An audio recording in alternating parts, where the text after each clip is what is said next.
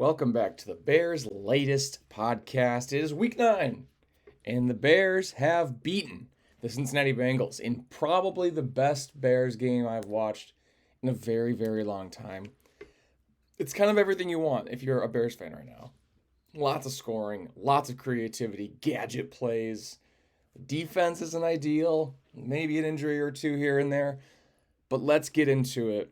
The Bears win an insane game against the Cincinnati Bengals, 47-42. A late touchdown catch by Colton St, under a minute, no timeouts. It was insane. Caleb looked awesome. I loved the play calls from Ben Johnson. Plenty of gadget plays. I think there was like 5 to 6 weird gadget plays that were all over the place. This game had everything.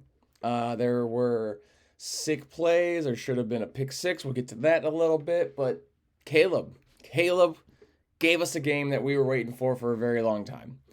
Caleb went 20 for 34 for 280 yards, 3 touchdowns through the air. 5 rushes, 53 yards on the ground, and 2 catches for 22 yards and a touchdown as a receiver. That's the kind of gadget stuff that you saw from Ben Johnson when he was in Detroit. We all remember the fake fall from Jared Goff, which kind of pissed everyone off. But anyway, Caleb was finally hitting throws and showing people he does have that ceiling. He does have a ceiling that's like way up here. He did not miss as many of the easier throws today, and he did a very good job running, tucking the ball and running when he was scrambling and not just throwing it away, or he was always gaining positive yards, and that was amazing. Another thing that we really need to be excited about was a breakout game from not one but 2 rookies. Kyle Monangai, welcome to the NFL, Kyle Monangai. Roschon Johnson and DeAndre Swift both hurt, so he was the bell cow, and he went 26 rushes for 176 yards, 3 catches for 22 yards, almost 200 total yards in the game. And Colston leveling with the huge monster play at the end. He looked good all game. Cole Kmet did leave with a concussion. So Colston Loveland had to step up as the only tight end, and that's what he did. 6 catches for 118 yards in 2 touchdowns, including the massive play at the end that I don't know if it's him being a beast or if it's right place, right time, or if the Bengals do not know how to tackle. I would assume it's probably the last one. It did seem like the safeties were a little too high, a little too far back, protecting anything over the top. And then Loveland just snuck right in. And then even if they tackle him, all they got to do is go spike the ball for a field goal. So obviously the touchdown was the play, but I don't know what the Bengals defense was doing. Couldn't wrap up Colston Loveland as time was dwindling, and he made the play of his career. Great breakout game. We picked him over Tyler Warren, who's having an amazing season so far. So it's really, really nice to see Colston Loveland have a breakout game. Finally show wow, we can use him exactly like we want to. Another great game for DJ Moore. 89 total yards and a running touchdown. He also had a passing touchdown. He's the guy that got the end around to the reverse, and then he just tossed it up to Caleb right there in the end zone. And so amazing game. He was in the backfield for a run, scored a touchdown, had some great catches, took some hard hits. Crazy that his counterpart Rome had 0 catches in this game. Like 47 points for the Bears and 0 catches from, I would say, their number one receiver. I think that's sick. I think it's kind of awesome that we can do this without relying on one guy. We had plenty of guys out. Zacchaeus looked great. DJ Moore looked great. Monangai looked great. Caleb looked awesome. So, I don't know. I mean, 5-3 now, y'all. Bears are now 5-3, still alive in the playoff hunt. I don't even care about wins and losses or playoffs or standings or anything right now. If Caleb keep looking good like this, we have ourselves a guy, and that's kind of all I've been looking for years. Cuddy was always a guy, but he wasn't the guy. Could have been, just could not win that NFC Championship game. So our offense has really, I don't know, taken some really good steps. We had 576 total yards from the offense.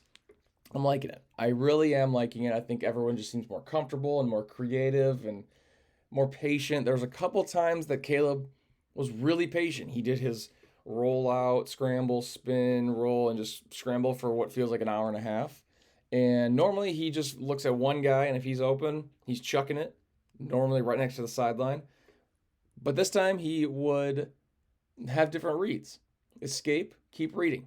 And then he would take off. Like I said, 5 rushes for 53 yards. That's huge. That's if he can become a dual threat guy, even if he doesn't even need to run the whole time. He just needs to have the threat of running. He's very agile. I think he has the most time in the league from snap to throw, which is cool that he can scramble that long, but it's also not a good thing because that leads to a lot of sacks. We can get into that later. I would just like to officially give the Chicago Bears offense 2 big thumbs up. Look how big these guys get. Look how big these thumbs are. Oh my gosh. As it pertains to the Chicago Bears defense, rough one. Joe Flacco, 470 yards through the air. That's a career high. The dude's like 100 years old.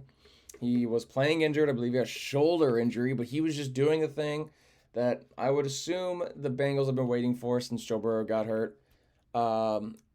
Hey, look, we have T. Higgins and Jamar Chase. I'm just going to throw it at him. I'm just going to chuck it. T. Higgins dominated us. Absolutely mollywopped us. 3 touchdowns, including some really cool highlight catches. I'm trying to look up an actual box score right now as I'm buying time. T. Higgins, 7 catches, 121 and 3, 2 tutties. Jamar Chase, 6 for 111. Chase Brown, the running back, 8 for 75 through the air. It was crazy. We stopped the run well. I mean, I don't know, man. It was awesome. It was so cool. Very injured Bears defense, like we said.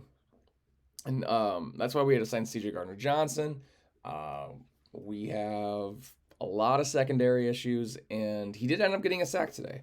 I don't think his coverage really helped, but that's kind of what happens. It really felt like one of those football games that just kind of the ball gets rolling and gets out of hand, and you really don't know why you can't get a stop, but you just can't. Joe Flacco was hitting every pass.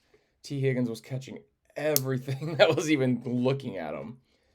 T. Higgins had 9 targets. Jamar Chase, 8 targets. Like, he was feeding these guys, feeding Chase Brown with 14 targets. They had a game plan. They knew what they were doing. The Bears got some stops. We had not only C.J. Gardner-Johnson, but Montez Sweat had a sack, and Austin Booker had a strip sack. Now, we really have to talk about this Tremaine Edmonds interception at the end. I've watched the video 417 times. I don't know where he got touched. He should have, late in the fourth quarter, in the red zone, he's playing defense, a little pick here, and he falls, rolls, gets up, runs at 95 yards. That was called back because the ruling was that he was touched on the way down or when he was down. I don't know. All right, comment below if you think it's a fumble. I do not. I have watched that plenty of times. If you think that was down by contact, that's crazy. Maybe I didn't see the right video. What do I know? Tremaine Edmonds with a pick. And then Nahshon Wright had a pick to seal the game at the very end on a Hail Mary. So very, very, very injured defense, guys. That's what you need to do when you're a depleted defense. You don't know how to make a single stop, so you kind of have to stop them yourself. Does that make sense? You're not going to stop them on downs when they're rolling like that, when Joe was absolutely just slicing and dicing everybody. I don't know, man. Just very tough, gritty, huge Ben Johnson type game. Hopefully, this is just how our team is now. It's very tough, very insane, very gritty. And it does stink because one of those guys that fits everything that I have just mentioned is Cole Kmet. He got a concussion. Not only Cole Kmet, but also Josh Blackwell, which sucks because we just went over how depleted and injured our secondary is. So we will keep an eye on both of their statuses throughout the week. Obviously, it's nice to have a Colson Loveland breakout game, but you do still want Cole Kmet. You just want as many healthy bodies as you can. And concussions stink, man. Concussions are a bummer. It's a really poopy part of the NFL. A lot of concussions, and hopefully these guys can get everything settled and fixed, and we can move on because next week the 5-3 Bears have the Giants. Obviously, you can lose to any team in the NFL at any time. It's the National Football League, but I like our chances. So we have a week ahead of us that we are going to have some previews. So subscribe, like the video so it pops up on your feed. I will see you guys tomorrow because the Bears are back. We are 5-3. I am sorry for my voice. That's why I kept the mustache, just to make up for it. Getting sick stinks. And bear down. Bears are back. Thanks for watching.